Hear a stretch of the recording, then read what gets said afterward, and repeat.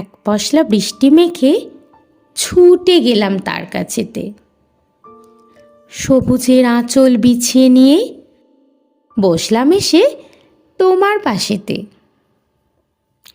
রুক্ষতা তোমার পিছু ছাড়েনি, তাই তুমি কিছুটা বিরক্ত। শুষ্ক কণ্ঠে বলে উঠলে, এত পাগলামির কি মানে আছে? আমার তাতে পরোয়াই নেই। শুনেছি আমি মনের কথা।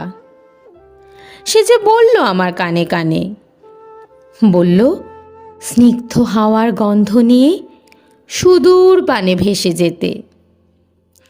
বলল বাধা বাঁধন পিছনে রেখে মেঘের সুরে বেসামাল হতে। আর কি বলল জানো? বলল বার্ধক্যের এই বালুকা বেলায় ছোটবেলাকে ধরে রাখতে।